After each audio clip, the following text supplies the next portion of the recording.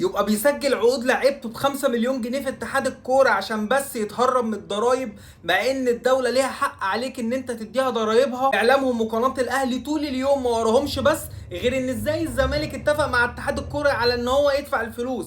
القيد اتفك في الزمالك في اتحاد الكوره وهيئه صفقاته الجديده. البجح رايح يقدم استفسار في اتحاد الكوره. طب ممكن تقول لي بس يعني بدل ما تقدم استفسار ان ازاي الزمالك حل مشكلته، تقول لي انت ليه مسجل عقد زيزو ب5 مليون جنيه؟ تقول لي انت ليه بتسجل عقود اللعيبه الجديده باقل من عقدها حوالي 80% عشان تتهرب من الضرايب للبلد؟ يعني من باب اولى بدل ما انت تحب تستفسر عن ازاي الزمالك حل مشكلته مع اتحاد الكوره، كنت يا ريت توضح لنا ازاي انت بتعمل كده. او يمكن احنا فاهمين غلط، يمكن انا اللي فاهم غلط. اللي فاهمه دلوقتي ان الاهلي بيتهرب من الضرايب وبيتحايل على القانون ان هو ما بيديش مثلا ان زيزو مثلا بياخد 80 مليون في الموسم يسجله ب5 مليون علشان الضرايب تبقى قليله. ما ده اسمه ايه؟ تحايل على القانون. من باب اولى توضح لي بدل ما انت عمال تستفسر وشاغل دماغك بيا انا. قناه الاهلي واعلام الاهلي ما وراهمش غير ان ازاي الزمالك حل مشكلته مع اتحاد الكوره وان ده فساد وان ده معرفش ايه. طب والثلاث نقط اللي انت خدتهم السنه اللي فاتت ده مش فساد؟ انا فاهم ان انتوا بتنسوا بسرعه وعارف ان ذاكرتكم زي السمك،